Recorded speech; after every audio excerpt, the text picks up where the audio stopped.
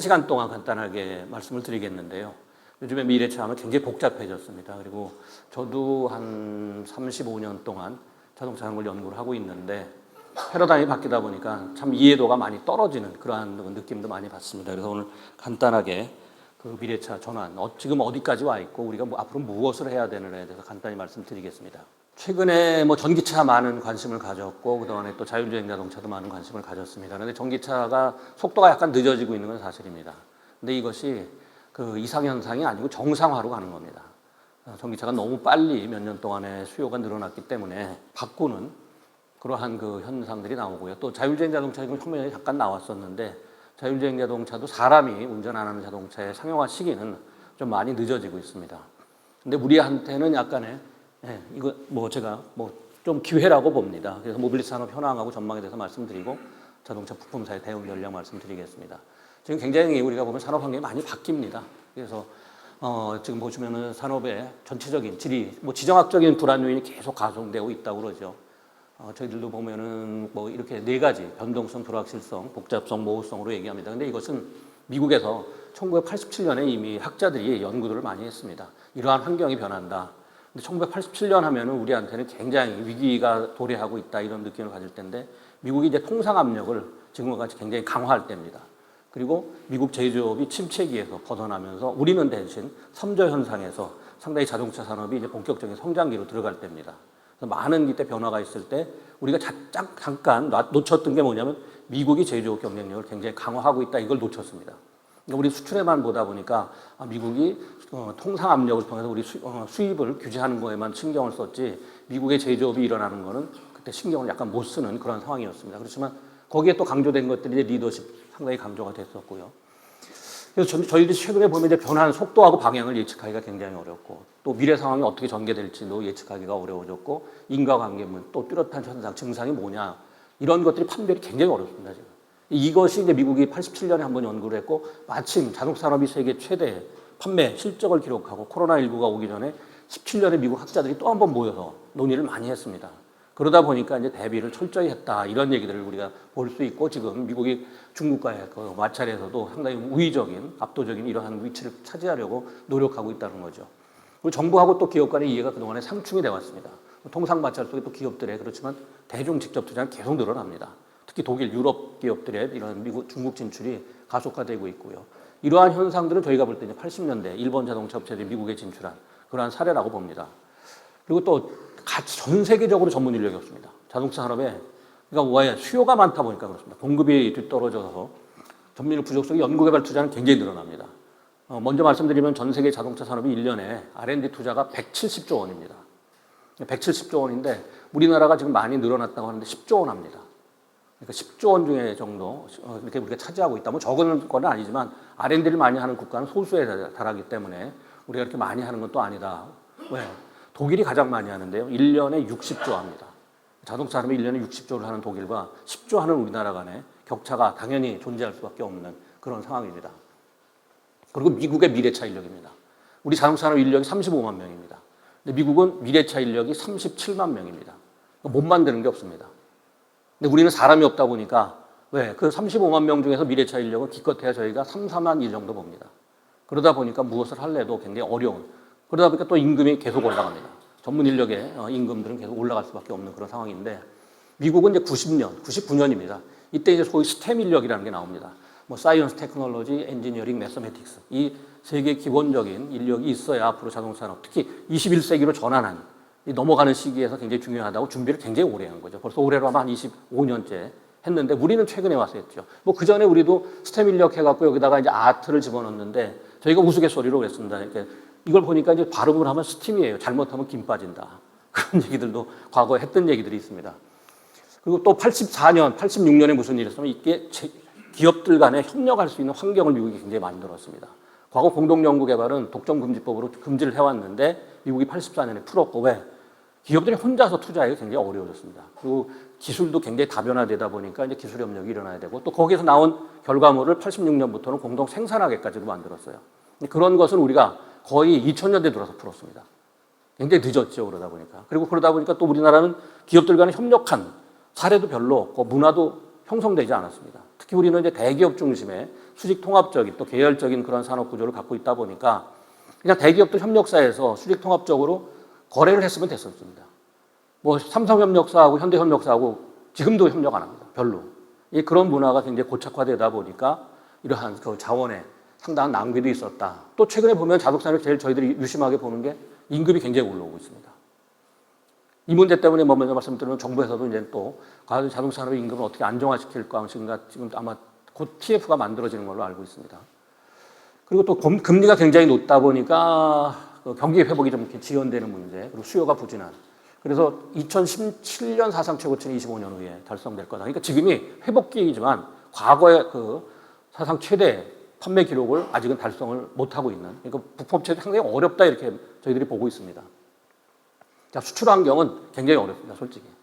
앞으로도 당분간 수출 환경에 첫째가 보호무역주의가 팽배했고 두 번째는 이제 산업 정책들을 모두 다 강화했습니다. 그러다 보니까 과거에 제조업에 신경 안 쓰던 미국은 더 제조업을 강화하게 됐고 또 특히 미국에서 보면은 자동차 산업 기계공학에서 전기 전자공학으로 완전히 바꿔놓는 겁니다, 지금. 그러니까 IT 쪽이죠. 지금 보시면은 뭐 요즘에 나오는 뭐 매그니피션스 7 하면은 전부 IT 기업들입니다. 근데 이 기업들이 다 자동차를 해요.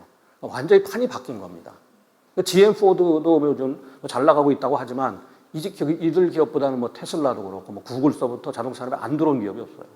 그러다 보니까 이제 기계공학 쪽에 중심이 됐던 자동차공학이 이제 전자공학 쪽으로 넘어간다 이런 얘기들을 많이 하는 겁니다. 자, 그러면 결국 경쟁사가 굉장히 많이 생기는 거죠. 미국 시장에 우리가 수출을 지금도 많이 하고 있지만 실질적으로 이제 미국 기업들이 이러한 전기동력 자율주행 자동차에서 경쟁력을 갖추면은 결국 우리 기업들, 특히 부품업체들입니다. 부품업체들에 대한 그 정보들이 많이 부족해서 어떻게 방향을 잡아나갈까? 그 말씀을 오늘 드리겠습니다. 자, 유럽도 마찬가지입니다. 뭐 중국은 더 말할 나위도 없고요. 여기에다가 뭐 지금 신흥국이죠. 뭐 인도, 그 다음에 하다못해 동남아 기업가들. 저희들도 에이펙 때문에 1년에 2번씩 그동안에 한 10수년을 다녔지만 가보면 하루하루가 다릅니다. 뭐 필리핀서부터 베트남서부터 말레이시아, 태국 다 자동차 부품을 합니다. 그러다 보니까 이제 저가 경쟁이 일어나고 있다는 거죠. 이런 문제도 저희들이 간과할 수가 없고 과거에 또 그랬습니다. 동북아 3국 위상을 좀 살펴보면은 생산, 내수, 수출, R&D 투자 모두 우리가 3위입니다. 그러니까 일본이나 중국한테 밀려 있다는 거죠. 과거에는 뭐 우리가 동북아 중심 뭐 이런 전략들 얘기할 때도 그랬습니다. 중국에서 굉장히 또 우스갯소리로 항의가 많이 들었어요. 왜 니네가 동북아 중심이냐. 그래서 저희가 정부에서 대변인들이 이랬습니다. 중국은 세계의 중심이다.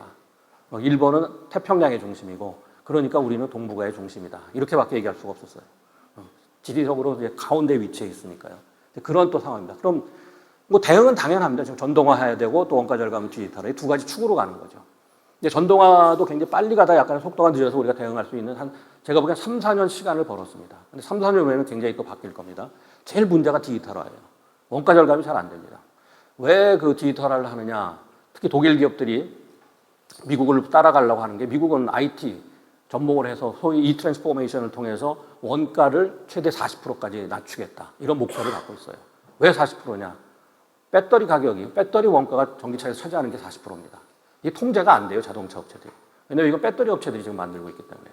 그래서 이것을 결과적으로 극복하려면 자기네들이 원가를 최대 목표는 두고 40%를 절감하겠다. 지금 우리 부품업체들이 과연 원가 40%가 절감이 될 것인지. 최근에 보면 저희들도 현대차하고 정부하고 같이 연구를 해보면 전기값이 굉장히 많이 올랐죠. 전기값 올랐죠. 두 번째 인건비 오르고 있죠. 모든 에너지 가격 오르고 있죠. 뭐 전기값뿐이 아니라. 그 다음에 우리는 모든 원자재 수입해야 되는데 전기차 쪽, 미래 쪽으로 가면 광물이 거의 없습니다. 우리나라. 그러니까 상당한 원가 부담이 있다는 거죠. 그래서 결과적으로는 생산 효율성을 높여야 되는데 또 뭐 근로 현장에서는 최근에는 뭐 근로시간 줄이자 이런 얘기도 나오고요. 생산성 얘기는 거의 못합니다. 저희들이. 그런 얘기들까지 나오다 보니까 압박이 가중되고 있는 그런 상황들이죠. 아까와 같이 글로벌 공급망도 계속 재편이 되는데 자급자족하겠다는 겁니다. 모든 국가들이 자급자족하면 결국 우리는 내수시장이 작아서 수출시장, 해외시장을 개척해야 되는데 여기서 이제 한계에 도달할 수밖에 없다. 그래서 결국에는 마지막에 이제 패러다임 변화에 따라서 가치사슬 구조가 변화하는데 새로운 거래 관계 그리고 경쟁자들이 계속 등장할 거다. 이렇게 보고 있습니다. 자, 그래서 뭐 앞에 조금 장황하게 제가 설명을 해드렸는데 한 5가지 변화가 있습니다. 탈탄소는 당연히 해야 됩니다. 전동화를 해야 되는 거고요. 글로벌라이제이션은 탈세계화다. 그러다 보니까 결과적으로 이제 과거의 우리 세계 전략은 이미 변화하고 있고 저성장으로 갈 수밖에 없고요. 그 다음에 또 제조업보다는 서비스업으로 간다. 뭐 현대차도 CES에서 몇 년 전에 우리는 제조보다는 결국에 앞으로 모빌리티 서비스 솔루션 프로바이더로 바꾸겠다. 이런 이야기들을 했기 때문에 우리 지금 공급업체들이 있습니다. 과연 그러면 모빌리티가 뭐냐? 그 다음에 또 서비스 솔루션이 뭐냐? 이런 또 화두를 두고 좀 고민들을 합니다. 이해들을 잘 못하는 거죠. 그리고 이제 위험은 계속 높아지기 때문에 결국에 위험을 줄일 수 있는 방안을 찾아야 된다. 그동안에는 이제 전장화는 뭐 이 패러다임, 그러니까 파워트레인에 있어서 변화가 오기 전부터 꾸준히 이루어졌습니다. 기계공학 기술이 아닌 전기전자공학에는 그 부품들이 이제 전기전자 부품으로 변했던 거죠. 그래서 이건 파워트레인과 상관없이 갔고, 최근에 이제 전동화 그동안에 가속화됐고, 그 다음에 그 자동차 산업에서는 공급망이라는 얘기를 최근에 유행어처럼 하지만 2012년에 나온 얘기입니다. 이미 2012년부터 글로벌 서플라이 체인은 변해서 리저널 서플라이 체인으로 바뀌었고, 최근에 나오는 거는 이제 내셔널, 로컬로 바뀌는데 그건 뭐냐. 결국에 리저널 하면은 이제 인접 국가들하고 했습니다. 그래서 우리도 동북아 3국, 뭐 미국은 북미 3국 하면은 캐나다, 미국, 멕시코 이렇게 뭉쳤고, 유럽 쪽은 이제 서유럽과 동유럽이 뭉치는 그런 쪽이 있었어요. 근데 지금 보시면은 유럽은 잘 뭉칩니다. 동유럽, 서유럽 분업을 하죠. 미국도 그렇습니다. 멕시코하고 미국하고 분업을 해요. 근데 아까 말씀드린 동북에 분업이 되나요? 경제 구도가 되어버렸습니다. 완전히. 지금 중국의 추격 속도가 너무 빠르기 때문에 저희들이 이거를 진짜 세세하게 분류하기도 굉장히 분석하기도 어려운 그런 상황까지 가고 있고요. 또 기술 제품, 그러니까 융합이라는 단어도 뭐 굉장히 유행을 했는데 기술 융합, 제품 융합, 산업 융합은 다른 겁니다.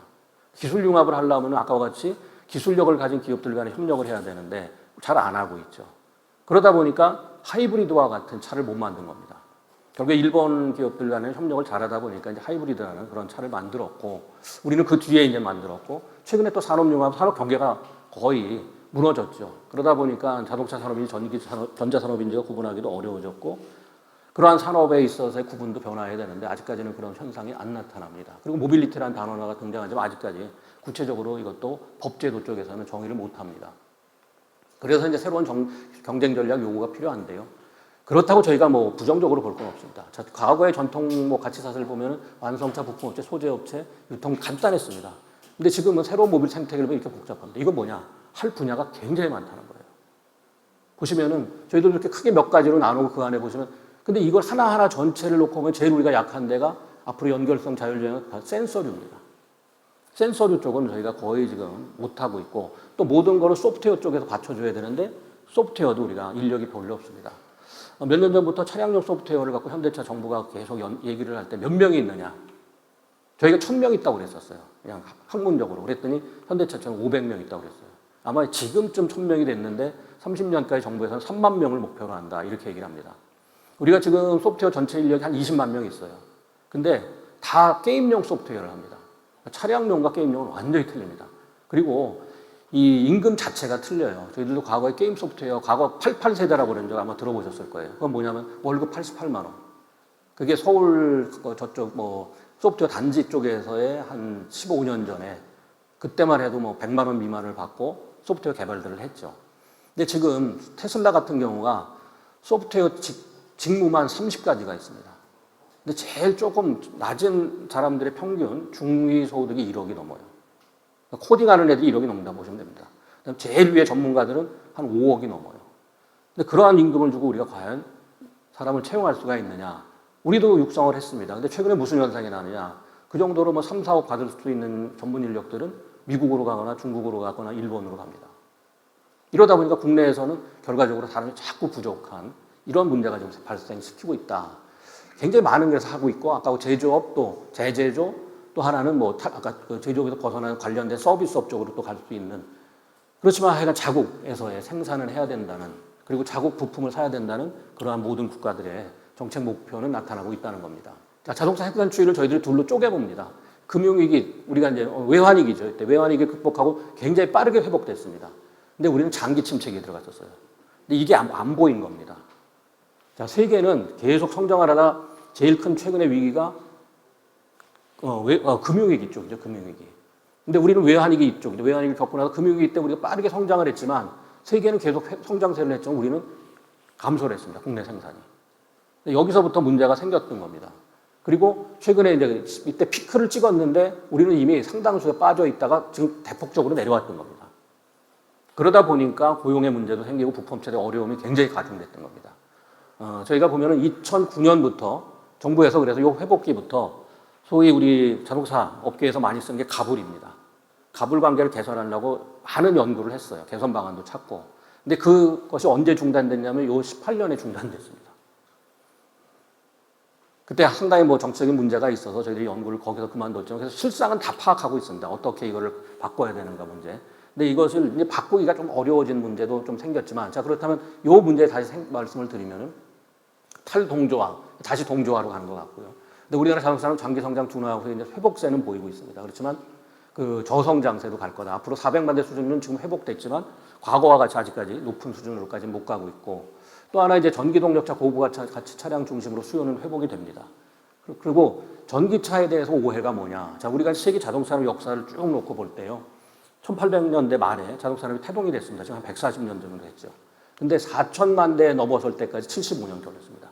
그리고 배증하는데 8천만 대 하는데 38년 걸렸고요.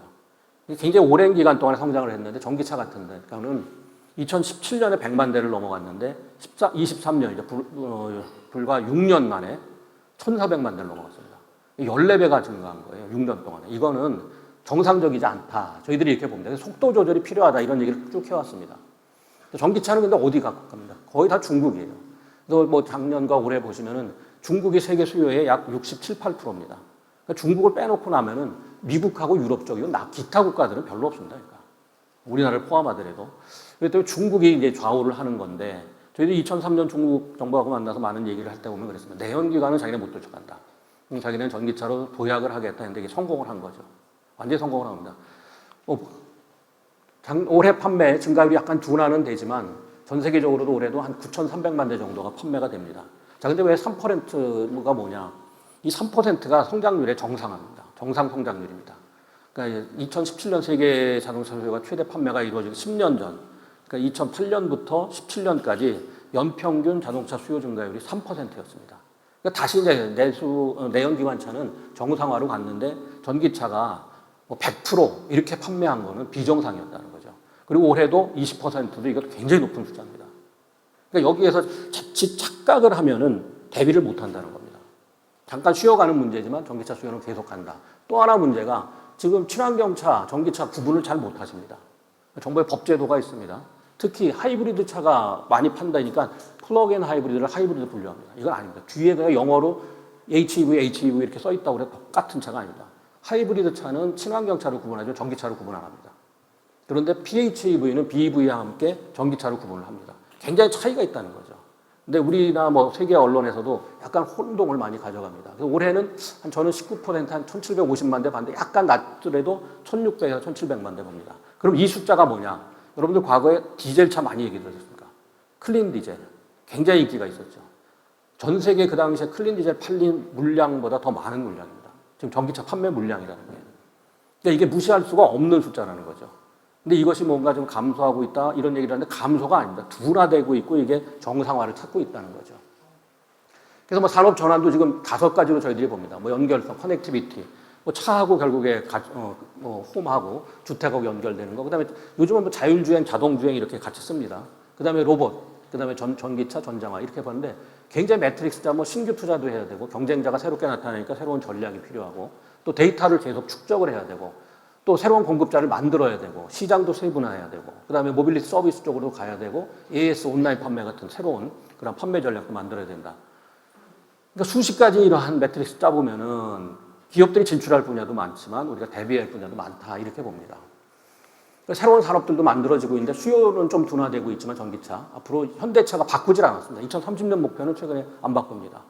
그 2026년, 27년만 약간 바꿔놨지 그 크게 30년까지의 목표는 안 바꿨다는 거죠. 그렇기 때문에 아마 여기 계신 분들 전국에 다 아마 부품업체들 그렇습니다. 앞으로 3, 4년이 굉장히 중요합니다.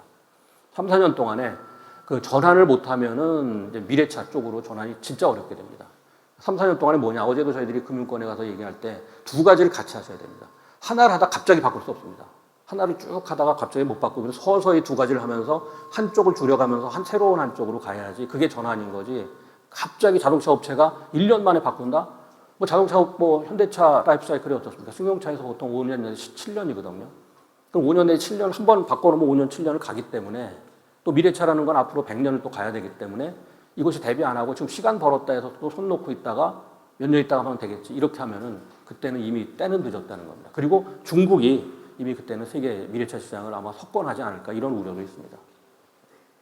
자, 또 하나. 솔직히 뭐 전기차 고장이 없다. 이런 얘기들을 했습니다. 그동안에.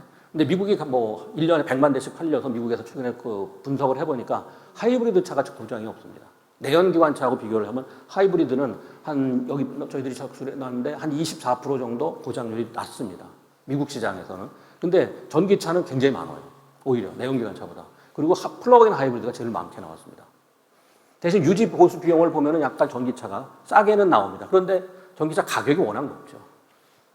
자, 지금 보시면은 세계 전기 동력차 판매가 하이브리드를 2020년에 추월을 했어요.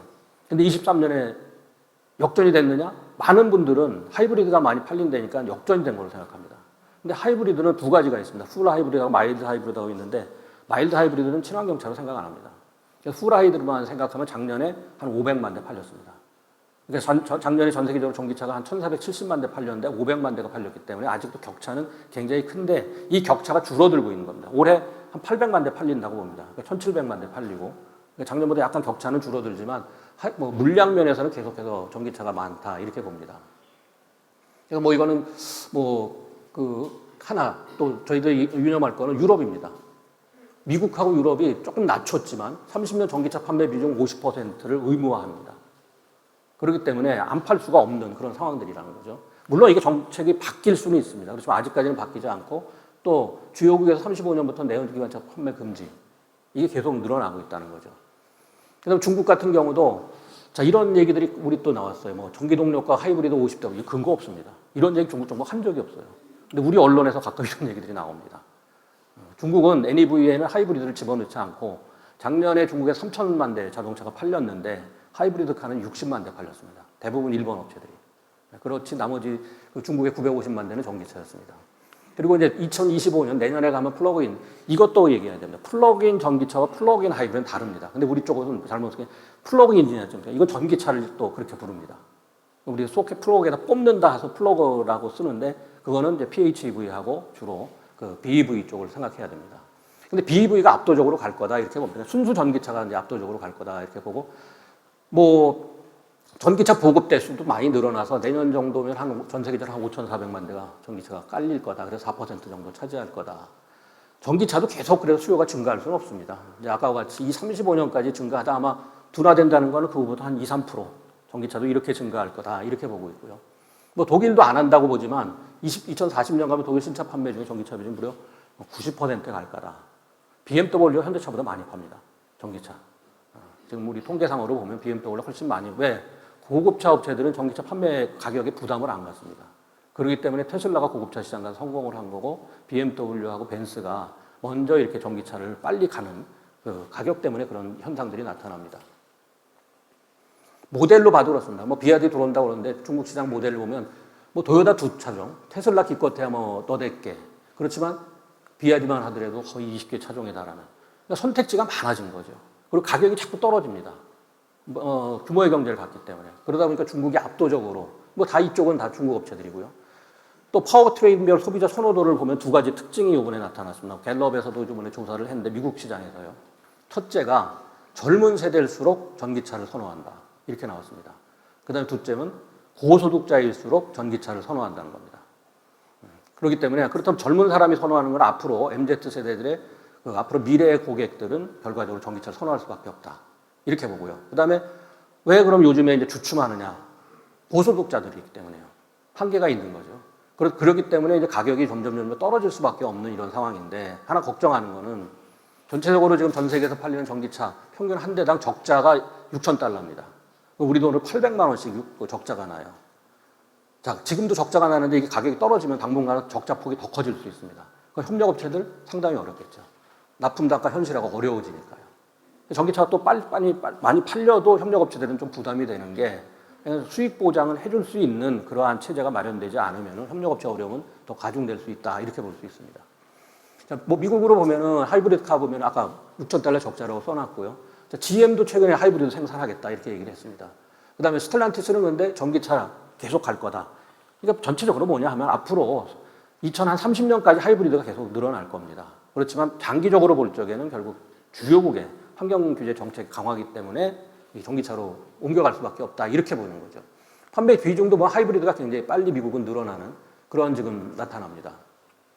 자, 그런데 BEV는 가격뿐이 문제가 아니라 뭐 혹서기, 추울 때하고 더울 때 성능이 확 떨어집니다. 이 문제는 아직 해결이 안 되고 있고요. 충전 문제도 상당히 심각하게 지금 다가오고 있습니다. 자, 도요타 같은 경우 차종이 25대입니다. 종의 하이브리드를 갖고 있죠. 작년에 도요타 판매에서 30%가 하이브리드입니다. 그 이익의 뭐 절반 정도가 하이브리드에서 달성이 됐다. 이렇게들 얘기합니다. 그러니까 도요타는 상당히 앞서가고 있다는 거죠. 중국 정부 이런 얘기합니다. 하이브리드를 풀어주면 누구 좋은 일을 시키느냐. 일본 업체들 좋은 일을 시킨다. 그러니까 자기네는 NEV에 하이브리드는 포함시키지 않겠다. 이런 얘기들을 해요. 근데 우리 쪽에서는, 우리하고 미국 소비자들은 하여간 이런 생각보다는 일단 편리성.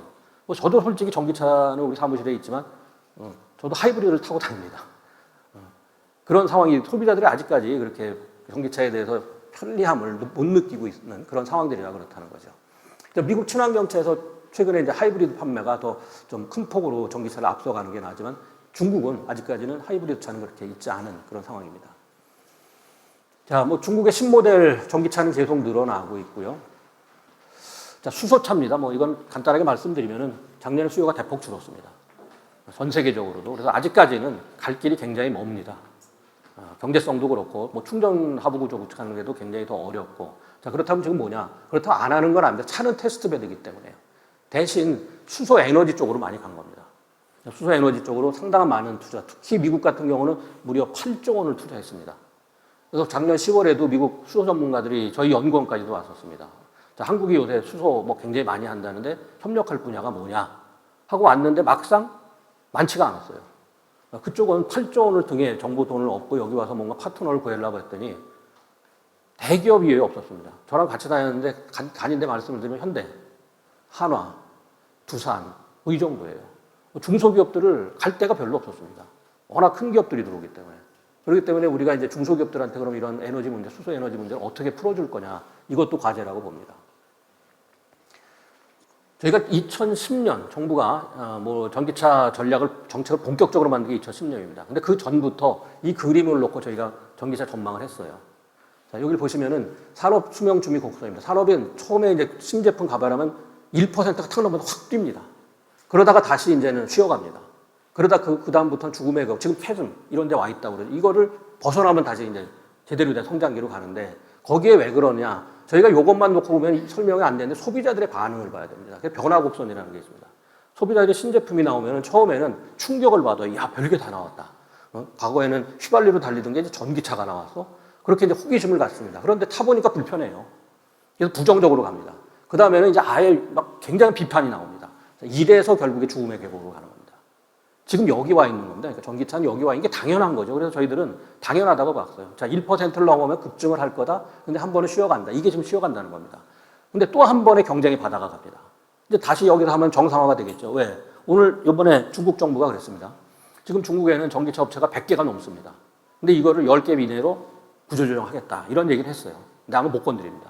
왜? 지자체가 다 반대를 해서. 그렇지만 그쪽으로 간다고 그러면 결국에 경쟁 구도는 새롭게 바뀌는데 여기에 또 한번 다윈의 바다로 경쟁이 일어납니다. 그럼 여기서 또 무너져요. 이게 돼야지만 정상적으로 갑니다. 이러한 그림들을 놓고 볼 때 지금 전기차는 쉬어가는 단계다. 그리고 정상적인 곡선에서 지금 움직이고 있는 것이지 이게 감소를 하거나 뒤로 빠질 수는 없습니다. 왜? 1,700만 대 물량이 있기 때문에요. 그리고 투자해 놓은 돈이 어마어마합니다. 지금. 자, 그래서 제일 중요한 게 소비자 반응입니다. 뭐 우리하고는 약간 미국하고 비슷하게 나오더라도 우리는 뭐 파워트레인 쪽에서 보면 다 하이브리드를 하는데 또 하나 이제 특징이 뭐냐? 온라인 구매입니다. 미국은 또 특히 온라인 구매가 많이 늘어났어요. 코로나19 지나고도 해보니까 이게 뭐 그렇게 문제가 없었습니다. 그래서 이제 이러한 마케팅 비용에서 완성차 업체들은 또 비용을 굉장히 많이 줄일 수 있는 그러한 기회를 갖고 있다. 테슬라가 과거에 그랬죠. 테슬라는 지금 뭐 완전 온라인 판매를 시작을 했으니까 거기에서 돈 벌고 크레딧 팔아서 돈 벌었던 거죠. 근데 지금 이제 차 팔아서 돈은 법니다. 뭐 국가별 수익성 저하 이런 것도 그렇습니다. 자, 앞으로 그럼 어디서 벌는 거냐? 보시면은 2018년과 저희들이 22년을 쭉 놓고 봤습니다. 돈 여기 확연하게 나타난다. 완성차, 부품, 배터리. 자, 그러면 왜 부품이 높지? 그렇습니다. 본래 전 세계적으로는 부품업체 그러니까 1차 공급업체가 완성차보다 높은 게 정상입니다. 근데 우리는 이게 너무 많이 차이가 나는 거죠. 1차가. 그게 이제 통합적이고 계열적인 그러한 구조 때문에 그런 문제가 발생을 했는데 앞으로 보시면 이제 배터리 조금 높게 나타나지만 조금씩 둔화되는 거지만 결국에 반도체 소프트웨어입니다. 차량용 반도체하고 소프트웨어 쪽에서 상당히 수익성이 높을 수밖에 없는. 그러면 이쪽으로 가야 되는데 반도체는 가기가 너무 어렵죠. 돈이 너무 많이 들어갑니다. 그래서 소프트웨어 쪽으로 가야 되는데 아까 인력의 문제가 딱 부딪혀 있어서 그것만 이제는 해결이 된다 그러면은 소프트웨어 기반 부품이라고 봅니다. 이게. 일본 업체들 상당히 많이 바꿔놨습니다. 일본도 5년 걸쳐서 저희들이 2014년부터 18년까지 했더라고요. 그때 일본 업체들 상당수 1차 업체 한 3분의 1을 소프트웨어 기반 업체로 바꿔놨습니다. 근데 우리는 이제 시작하는 거고요. 그래서 일본은 도요다가 주춤거리는 거지 부품 업체들은 모든 걸 만들 수 있습니다. 상당수에. 이런 차이가 있고 국가별로도 그렇습니다. 요즘 미국이 좀 낮췄다고 그러는데도 아까 말씀드렸듯이 32년에 가면은 전기차 56%를 판매해야 됩니다. 아까 다 50% 이상을 가야 된다는 거죠. 그래서 수익성은 하여간 새로운 분야가 발생을 하고 또 하나 투자 부담도 굉장히 가중되는데 그동안에 앞으로 이제 전동화기에 무려 1조 달러가 넘어가는 계획들이 있습니다. 1조 달러면 우리나라 1년 GDP의 반이 넘습니다. 막대한 돈이 전기차에 들어갈 거고 기존에는 그동안에 투자한 돈이 한 6천억 달러 이상. 그러니까 이거를 뭐 매몰 비용할 수 없습니다. 너무 많은 돈이 투자됐기 때문에. 이런 또 상황들이 전개됩니다. 자, 이제 지금 이제 또 하나 새로운 분야로서 이제 소프트웨어 정의 자동차라는 얘기를 많이 합니다. 현대차가 뭐 빠르면 26년에 상용화하겠다. 근데 여기 소프트웨어가 들어가다 보니까 다들 그런다. 큰일 났다, 이제. 차량용 소프트웨어를 못 만드는데 이걸 어떻게 가느냐. 전체적으로 보면은 현대차가 약간 빨리 그 목표는 설정했다. 2030년 이후로 봅니다. 이것도. 그렇지만 완성차 업체들은 한 25년부터 점진적으로 상용화 계획을 가지고 있습니다. 자, 소비자 기대들은 그렇습니다. 계속 소비자 얘기들을 하는데 뭐 빨리 할수록 더 좋다 이런 반응을 보이고 있고요. 완성차 분야에서는 그럼 어디를 가느냐 분야별로 이렇게 좀 나와 있는데 제가 뭐 구체적으로 설명을 드릴 수는 없지만 전체적으로 부품업체가 준비가 안 되면 완성차 못합니다. 모든 걸 OTA로 지금 조정을 해서 뭐 고장 나면은 원격 조정을 해서 수리해주고 또 성능도 업그레이드하고 그래서 구동 모델로 가겠다고 그러는데 결과적으로 같이 가야지 달리 가면 안 됩니다. 그래서 무슨 일이 벌어졌느냐? 느끼실지는 모르겠는데 저희가 계속 팔로우업을 해보면 현대차가 내재화를 많이 합니다. 계열사도 만들고 자기네 자체적으로 개발을 하고 지금 그래서 전체적으로 부품 산업이 약간 회복세를 보이지만 저희는 시장은 과거보다 줄어들어 있다고 봐요. 왜냐하면은 시장 자체는 성장을 합니다. 근데 현대차의 비중이 자꾸 커지고 있어요. 지금. 보이지 않는. 그러니까 기본 통계를 보면 안 보이십니다. 근데 저희들은 마이크로 데이터 갖고 정보 데이터를 갖고 볼 적에는 현대차 비중이 자꾸 커지는구나. 그래서 큰 업체들도 그렇다면은 참 앞으로 사업하기가 굉장히 어려워지는 게 아니냐. 그럼 대안으로서 그동안에는 수출로 그럼 우리가 극복을 하자. 이런 얘기를 했습니다. 근데 아까 말씀드렸듯이 수출은 어렵지 않느냐. 그래서 정부에서 작년 11월부터 다양한 지원책을 만들어 온 겁니다. 먼저 말씀드리면 다음 주에 발표가 있을 겁니다.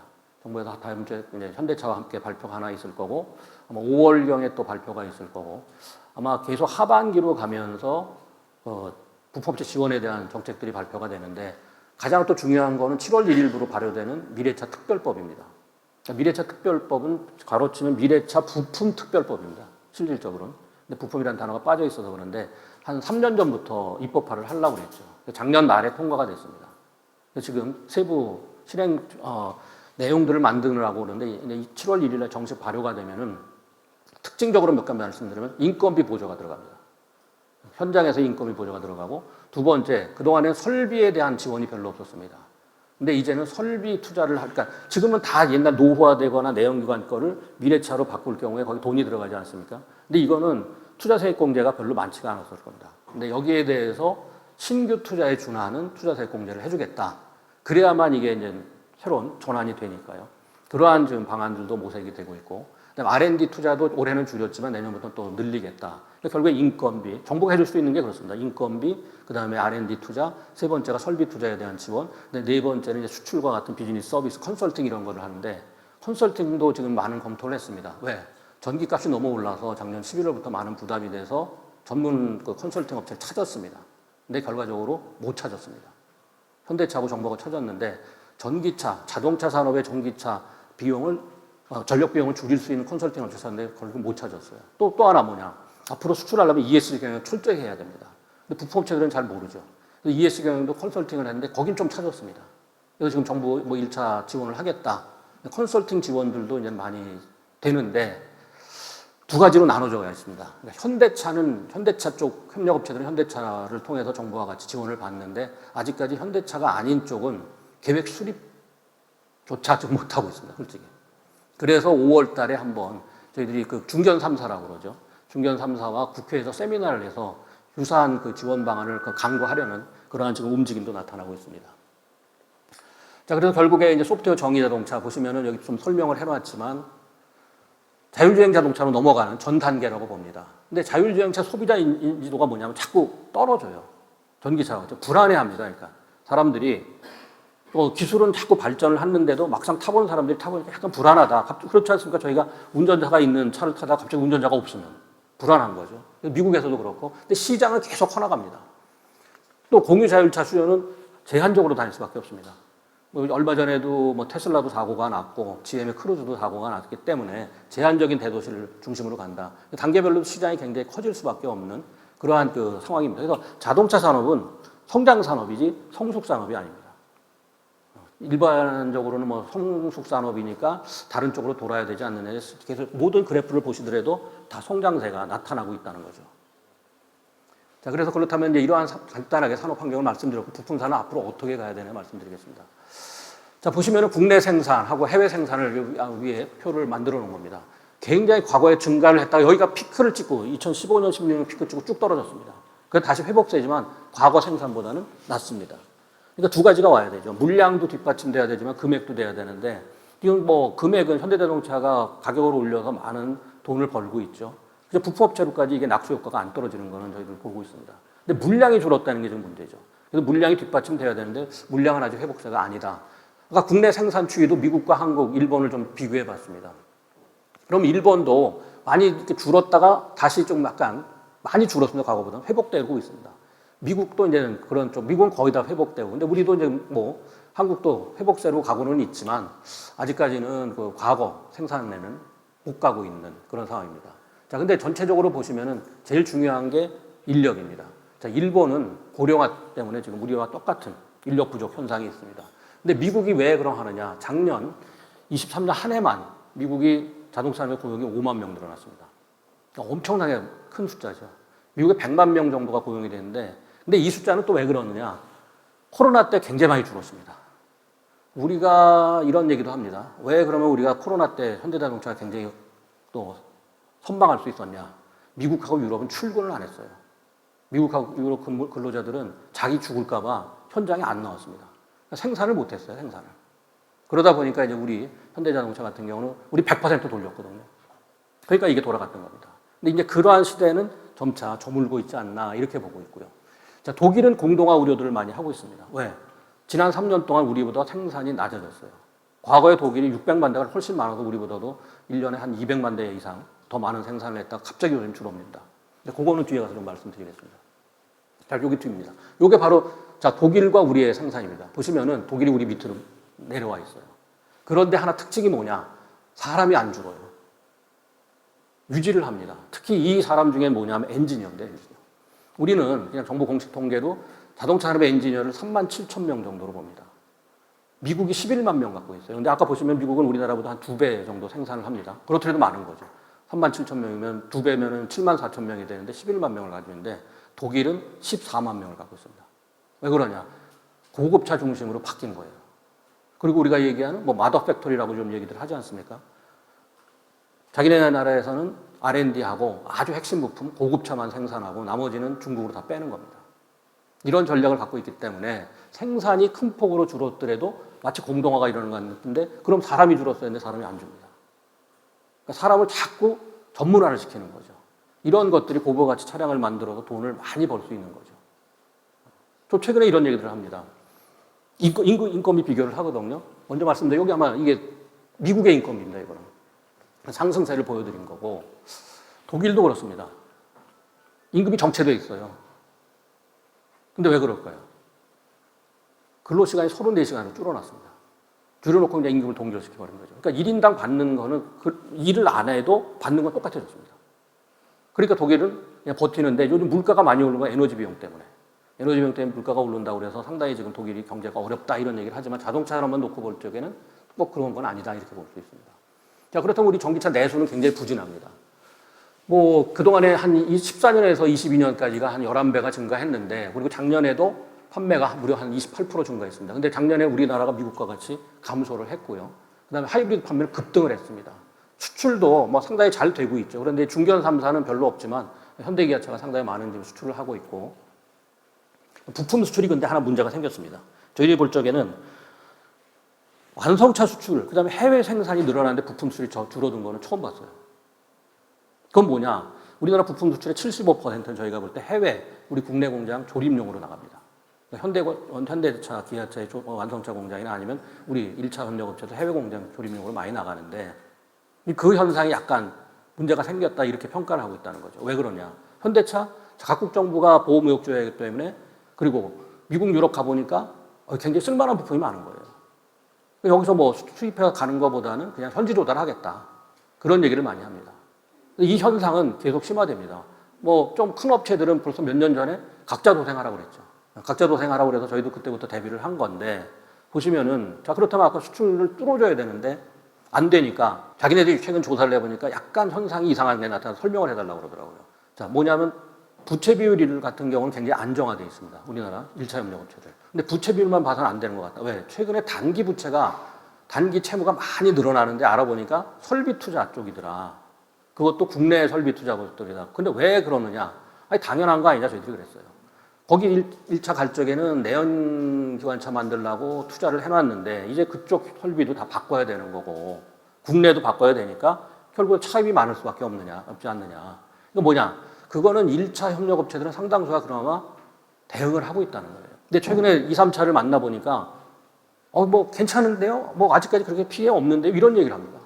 그리고 앞으로 또 뭐 전기차 속도 느려진다는데 그냥 이렇게 계속 가도 되는 거 아닙니까? 이런 얘기를 해요. 근데 그거는 자칫하다가는 저희들이 그냥 시쳇말로 한 방에 훅 갈 수 있습니다. 지금 2, 3년은 버틸 수 있지만 한 4년 후에 가면은 큰 문제가 생길 수 있다는 거죠. 그래서 금융권에서도 이제 그러한 걱정들을 좀 하고 있고 아까 말씀드렸듯이 부품 시장은 계속 커져요. 전 세계 쪽으로 볼 때. 그리고 공통 부품이 있습니다. 여기 경남 쪽을 저희가 조사하면 공통 부품이 많아요. 차체, 셰시 이런 쪽도 있고. 그러다 보면은 이 공통 부품 쪽은 뭐 해야 되나? 이걸 고부가 갖춰야 해야죠. 차체, 셰시 같은 경우는 우리도 보면 뭐 당연히 경량화해야 되죠. 최근에 또 어제도 뭐 그제인가요? 현대차에서 도시바하고 도시가 아니라 탄소섬유 광합 플라스틱 쪽 그쪽을 지금 합작 투자하는데 뭐 효성도 그동안에 쭉 해왔죠. 근데 기술력으로 보면 많이 떨어지니까 아마 또 경쟁적으로 재벌들 간의 경쟁도 있고 그래서 일본 쪽하고 지금 도레이하고 할 수밖에 없는데요. 협력업체들, 소재업체들도 저희 연구원도 찾아옵니다. 뭐 어디라고는 저희가 구체적으로 말씀드리지는 않겠지만 소재업체 차량용 경량화 쪽에 자기네 진출하고 싶다. 부품업체들도 경량화해야죠. 지금 솔직히 탄소섬유 강화 플라스틱은 경제성, 원가에서 굉장히 비쌉니다. 그래서 저희들이 그동안에 했던 건 알루미늄 쪽이었어요. 그나마 그래도 가격적으로 보면 알루미늄 쪽을 많이 해야 된다 하는 거고 두 번째 뭐 마그네슘이나 티타늄 다 조사해봤지만 아직까지는 많이 안 들어갑니다. 탄소섬유 강화 플라스틱도 들어가는 거는 다 고급차입니다. 고급차.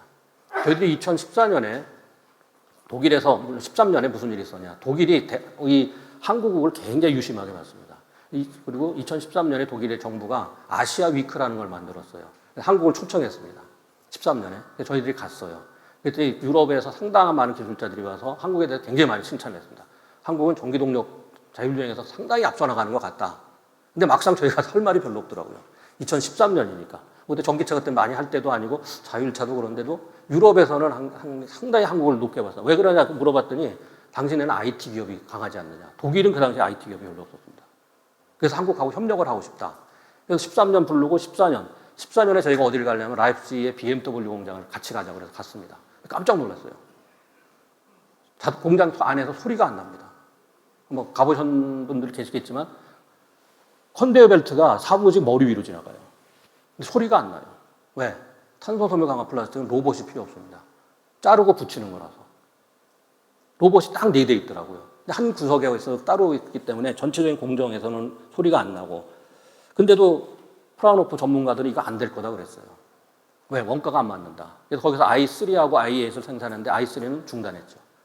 저가차니까. 그리고 지금 i8만 합니다. 그러니까 고급차에는 들어가요. 그렇지만 아직까지 범용차까지, 양산차까지는 못 들어갑니다. 그리고 이제 독일 정부가 3년을 한국을 불렀습니다. 그러다가 이제 16년부터 안 부릅니다. 얘기 다 들어봤다는 거죠. 그런데도 하여간 관심은 굉장히 많습니다. 한국에 대해서 굉장히 한데, 첫째 뭘 모르느냐. 현대차 1차 협력업체가 누구냐를 자꾸 얘기를 해요. 근데 그거는 알려줄 수가 없죠. 기업 비밀이기 때문에. 그런 얘기들을 많이 합니다. 그래서 현대차에 대해서도 굉장히 관심을 가져서 현대차 1차 협력업체는 일단은 갑니다. 저희들이 이런 얘기 했었어요. 한번 그 후에 정부하고 IR을 갔습니다. 독일에. 오스트리아하고 같이 갔는데 두 군데 똑같았습니다. 한국 기업을 하나 갖고 갔는데 내연기관 부품인데 경량화를 했더라고요. 저희도 안 보여줬는데 그때 가서 딱 보여주더라고요. 그래서 제가 나가서 설명하고 두 손으로 큰 부품에 들으려고 그랬더니 그 사장님이 한 손으로 들으려고 그러더라고요. 한 손으로 그러니까 가뿐해요. 전부 바꿔놨습니다. 알루미늄. 그랬더니 폭스바겐에서 보자고 그러더라고요. 근데 그 다음날 아침에 그러더라고요. 사장님 전화하셔가지고 내일은 포르쉐를 만나기로 했다고. 한국 기업에 대해서 굉장히 관심이 있는데 하여간 그런 홍보들이 많이 안 돼 있는 그런 상황도 전개가 됩니다. 좀 설명이 길어졌는데 수익성은 하여간 2035년에 가면 이제 전기동력차가 내연기관차를 추월할 거다. 근데 그 전까지는 그러니까 내연기관차에서 계속 수익성은 나을 것이다. 또 10대 관심 기술 분야들이 있어요. 자동차 쪽에 최근에 조사한 거를 보시면 인공지능입니다. 그러니까 전체적인 선진국 인공지능 쪽, 그다음에 연결성이죠. 커넥티비티. 그다음에 이제 뭐 엣지 컴퓨팅, 클라우드 엣지 이거 당연히 이제 IoT 때문에 해야 되는 문제. 웹 그다음에 몰입 현실, 증강현실이나 이런 쪽으로 그러니까 과거와는 다른 쪽 기술들을 개발하는 거죠. 자, 해외 완성차 아까 말씀드렸지. 자, 과거에 늘어났습니다. 근데 갑자기 이때부터 주춤주춤해요. 해외 생산이 늘어나면 당연히 늘어나는 게 저희들이 그 상관관계를 가졌는데 이때부터가 약간 주춤주춤한. 최근에 뭐 다시 벌어집니다. 또 이거 축소됐다가 또 벌어지고 있다는 거죠. 이러한 현상들이 부품업체들한테 굉장히 가중될 거다. 제일 문제가 통계입니다. 통계. 조합, 서울에 있는 조합에서 이게 왜 저희들이 뭐 업데이트를 못하면 통계청 통계가 2020년까지만 나와 있기 때문에 보는데 통계청이 110조로 봐요. 부품업체를. 근데 저희하고 한국은행은 160조로 봅니다. 근데 조합이 74조로 봤어요. 19년에. 그러다 보니까 정부가 부품업체 74조냐? 거기에 맞게 지원을 해줍니다. 근데 갑자기 한 해에 아무 말도 없이 126조로 고쳤어요. 저희 하도 가서 얘기를 하니까 이렇게 고쳐놓더라고요. 근거가 별로 없어요. 그러니까 우리나라 통계라는 게 굉장히 좀 신뢰성이 떨어집니다. 자, 그게 뭐냐? 1년에 정부가 자동차 산업에다가 8천억씩 R&D를 투자해 왔습니다. 8천억이 적은 거죠. 왜? 자동차 산업에 우리 경제 기여도가 13%입니다. 그럼 R&D 투자에서 13%를 줘야 되는데 우리 R&D 투자가 줄어들기 전에 30조였거든요. 그럼 얼마입니까? 4조 원을 줘야죠. 그래야 형평성에 맞다고 보는데 자동차는 8천억 줬어요. 나머지 첨단은 다 1조씩을 주는데 저희들도 이번에는 R&D를 내년부터 좀 대폭 올려달라 그런 얘기를 좀 합니다. 자, 수도권의 문제입니다. 지금 기업부설연구소 보시면은 수도권으로 자꾸 늘어납니다. 다 조사를 저희들이 했습니다. 뭐 지역별로 조사를 해보면 수도권에 현대기아차 관련된 현대기아 계열사 빼고 전문 인력이 몇 명 가 있느냐. 인천하고 경기입니다. 인천하고 경기에 약 6천 명가량 가 있습니다. 자, 그러면 경남에 몇 명 있을까요? 이거는 고용보험 통계를 가지고 합니다. 그러니까 공개된 통계가 아니고 4대 고용보험 통계, 고용부 공개하는 통계를 저희가 추산을 해보면 700명 있습니다. 수도권에는 6천 명. 근데 거기다가 현대 남양, 모비스 합치면 한 2만 6천 명이 가 있는 거예요. 그리고 여기는 700명인데 이게 절대 적은 숫자 아닙니다. 제가 가 있는 전북이 180명 있습니다. 자, 광주가 크죠? 광주 92명 있습니다. 울산 몇 명 있을 것 같습니까? 울산 굉장히 크지 않습니까? 울산 다 떠나서 200명 있습니다. 그러니까 오히려 경남에는 700명이면 숫자가 적지 않은데 이게 상당수가 기계공학 하신 분들이에요. 전공을 보면. 그러니까 빨리 이걸 전환시켜야 됩니다. 그래야지만 여기에서 R&D가 이루어질 수 있는, 아니면 수도권으로 다 갑니다. 뭐 대구에 있는 업체들 뭐 70명짜리도 지금 옮겨갔습니다. 서울로. 한 번에 훅 빠져나가요, 지금. 그래서 이걸 어떻게 붙들어 두느냐, 이게 상당히 문제고요. 또 하나, 수출 시장 보면 동남아 간다고 그럽니다. 뭐 다 아십니다. 동남아 90%가 일본이 가지고 있죠. 도요타가 갖고 있는 것보다도 혼다나 닛산이 갖고 있습니다. 거의 뭐 저희들도 10년 동안 동남아 가보면 부품이 틀려요. 디자인은 똑같습니다. 근데 사고 난 걸 보면 이건 종이짝이에요, 종이짝. 그래서 원가를 못 맞춥니다. 70년부터 일본은 나가서 거기에 맞게끔 원가를 맞춰놓은 겁니다. 그냥 우리가 일본에서 들어온 부품의 가격이다 이렇게 보시면 안 됩니다. 굉장히 가격이 싼 거죠. 원가 절감이 굉장히 필요하고. 자, 독일이 지금 굉장히 큰 타격을 또 받고 있다고 해요. 공급업체들입니다. 보시면은 중국세에 밀려가지고 세계 시장에서 차지하는 독일 부품업체의 비중이 자꾸 떨어집니다. 이거는 그러니까 아까 말씀드린 완성차 생산도 많이 줄었지만 인력은 유지가 되지만 또 부품업체들의 세계 시장 점유율이 떨어지고 있다. 이런 것들을 해서 대비를 하고 있다는 거예요. 근데 우리는 이런 통계들이 상당히 좀 적은 그러한 문제입니다. 자, 독일 자동차 부품 산업만 해도 1년에 21조 원 R&D 합니다. 근데 우리는 얼마인가? 뒤에 말씀드리겠습니다. 자, 그래서 중국이 추격해옵니다. 자동차 수출 세계 1위가 됐죠. 중국이. 일본도 물리쳤습니다. 올해부터 더 크게 나요. 그런데 22년에 구매보조금 지급 끝났더라도 계속해서 그동안에 쌓인 구매보조금을 보면 천문학적인 숫자를 준 거죠. 그러니까 전기차가 늘어난 거고요. 자, 유럽이 지금 어디서 제일 많이 갖고 옵니까? 업체별로 보면 상하이차로부터 제일 많이 들어옵니다. 그래서 올해 유럽 전기차 시장에서 중국이 차지하는 비중이 작년에 15%였어요. 올해 25%가 됩니다. 유럽 정부가 걱정하는 거예요. 이러다가 유럽 전기차 시장은 중국이 다 휩쓴다.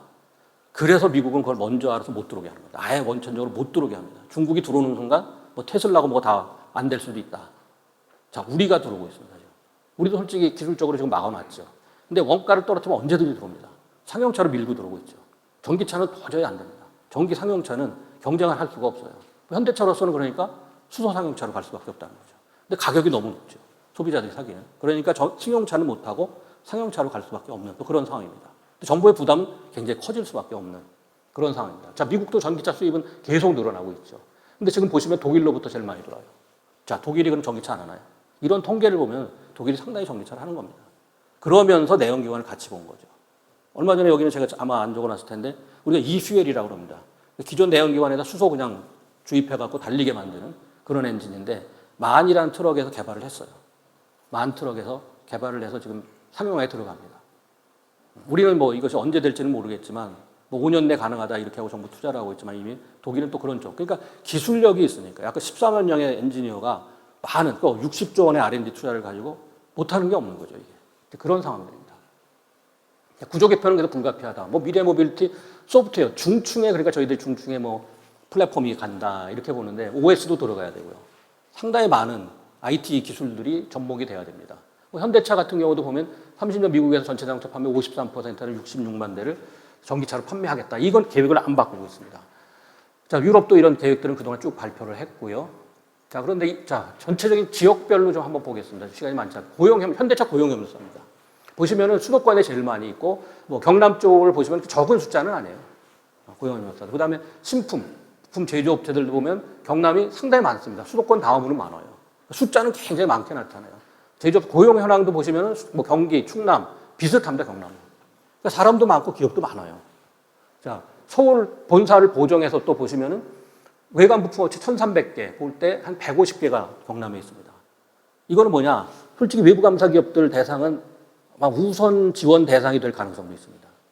100억 이상이고 4가지 충족식 중에 2가지를 맞추는 거니까. 여기서 보시면은 인천 대지만 경남이 상당히 많습니다. 경북하고. 그러니까 포텐셜은 있다고 하는 거죠. 차체 뿌리 산업 중심이다. 이게 지금 좀 약간의 문제입니다. 자, 경남 2020년 경상남 외부 감사 기업 203개입니다. 증가했어요, 오히려. 상당히 그러니까 규모는 커지고 있습니다. 규모는 커져서 숫자도 늘어나고 있고, 일단 194 파악이 가능한 업체들입니다. 194개를 제가 했더니 2만 3천 명을 데리고 있습니다. 자동차 쪽에서만. 그다음에 12년에 17,000명에서 상당히 큰 폭으로 늘어났어요. 지금 보시면은. 그다음에 21년 최고치보다는 근데 약간 감소를 했더라고요. 약간 지금 감소를 했지만, 그다음 외관기업 수는 아까 179에서 194개 증가해서 고용이 감소했고, 과거 2012년에 외관기업이 131개, 그러니까 굉장히 많이 늘어난 겁니다. 투자가 됐고 고용도 늘어났고 기업 수도 늘어났다는 거죠. 근데 전반적인 고용 감소 속에서 총 매출도 13년에 13조였는데 약간 기복을 보였습니다. 보시면. 근데 22년에 18조예요.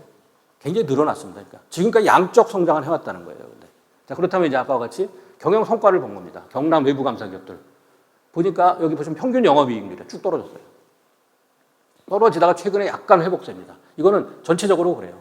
지난 22년, 21년, 23년도 이 추세는 지속됐다고 봅니다. 아직 23년 통계들이 안 나와서 저희들이 못 봤는데 3년 동안을 했지만 전 세계적으로 비교해보나 이건 아니에요. 근데 매출액을 보시면은 상당히 큰 폭으로 기복을 보이다가 최근에 큰 폭으로 뛰었죠. 근데 이건 기저효과입니다. 기저효과.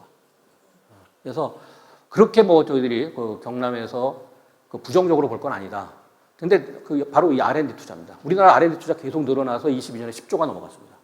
근데 보시면은 현대차가 거의 70%예요. 요게 빨간색이 비계열 부품업체들인데 한 3조 5천억. 뭐 현대차까지 집어넣는다 그러면 계열과 비교하면 한 뭐 4조가 한 좀 넘어갑니다. 보쉬의 반이에요. 독일 보쉬가 약 8조 합니다, 1년에. 우리가 모든 부품업체 R&D 투자가 독일 세계 최대 기업인 보쉬의 반밖에 안 하는. 그런데도 현대차가 계속 늘어나죠. 자, 이게 독일 자동차의 아까 혁신 투자라는 60조 하는 그림들입니다. 이게 문제라는 거죠. 그러니까 사람이 부족하고 결국에 R&D가 부족하다. 그래서 쉽게 얘기하면 돈과 사람이 없다는 거예요. 근데 왜 그러느냐? 아까 그 수익률을 갖고 투자할 수 있느냐죠. 저희들 이자도 다 최근에 어저께 다 비교를 해보면은 평균 수익률이 영업이익률이 평균적으로 4%가 안 나옵니다. 외관 기업들이. 이자율이 얼마예요? 4.4%예요. 이자 내기도 어렵다는 거죠. 자, 이걸 어떻게 보정을 해줄 건가? 이제 그러한 과제들이 있다는 거죠. 자, 연구개발 투자도 그렇습니다. 조금씩 줄어들었어요. 270개 정도가 우리나라에서 하는데 37개가 그래도 경남에 있습니다. 그러니까 적은 숫자는 아니죠. 총 투자도 1189억 하다가 982억으로 약간 감소를 했습니다. R&D 투자가. 근데 이 인력은 요때 이 기간 중에는 한 66개가 연구 인력을 보유하고 있더라고요. 그러니까 포텐셜은 있다는 겁니다. 모르겠지만 정부에서 이제 굉장히 좀 핀셋 지원을 하지 않을까. 그러니까 모든 지표를 보고 우량 기업부터 좀 가지 않을까. 그러면서 낙수 효과를 볼 것 같고요.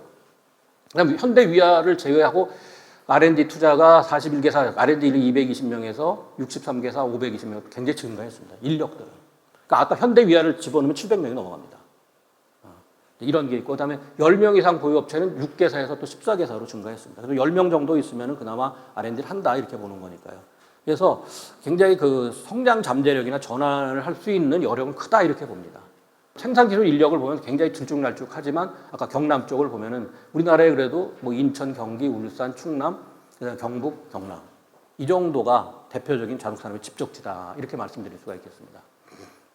그래서 미래모빌리티 경쟁력하고 입지의 확보가 과제입니다. 그러니까 지금 모두 다 이제 클러스터링을 하고 있죠. 그다음 경남도 뭐 그동안에 클러스터를 많이 했지만 이게 기계기술 중심의 클러스터를 앞으로 그렇다면 IT 중심의 클러스터를 어떻게 전환시킬 건가? 첫째가 그겁니다. 근데 거기에는 많은 전문 인력이 필요하고 또 생산 인력도 어떻게 할 건가? 지금은 생산 인력은 다 외국인으로 점점 늘어나고 있거든요. 이 문제들을 그럼 어떻게 보정을 할 건가? R&D는 또 어떻게 투자를 늘릴 것인가? 그다음 가장 기본 역량입니다. 품질은 유지하면서 원가 절감하고 적게 공급할 수 있는 이런 기본 역량을 당연히 가져야 되는 거고, 또 투자 유인 등 지자체도 적극적으로 지원해 나가야 됩니다. 정부도 지금 이번에도 이제 다음 주에 아마 고용부에서 발표하면 지자체가 거기에 매칭을 하게 되어 있습니다. 근데 고용부 쪽에서는 이번에는 전체적인 부품업체의 근로 여건 개선에 초점을 맞춘 겁니다. 그리고 다음은 이제 인건비를 어떻게 할 건가? 거기에 그 작업에 들어가겠고, 그다음에 협력 자원을 만든다는 거는 자체 역량을 자기가 키워야 됩니다. 그리고 지역 공급망, 경남에 있어서의 이런 공급망을 어떻게 안정화시키면서 또 하나 이제 고객 접근성입니다. 자, 그렇다면 바로 부산에 르노는 이제 하이브리드를 하겠다고 그러죠. 현대차도 또 하이브리드를 늘리겠다고 그렇다면은 이런 하이브리드 쪽 공급을 어떻게 가져갈 건가? 지금은 완전히 뭐 아까 말씀드렸듯이 각자 뭐 개방 조달을 하니까 역량이 있어야만 현대차 공급망으로 들어갈 수 있다는 거죠. 결과적으로는 생산 효율성 제고를 해서 이제 원가 절감을 갈 수밖에 없는 그러한 상황입니다. 네, 뭐 발표는 여기서 마치도록 하겠습니다. 네, 감사합니다.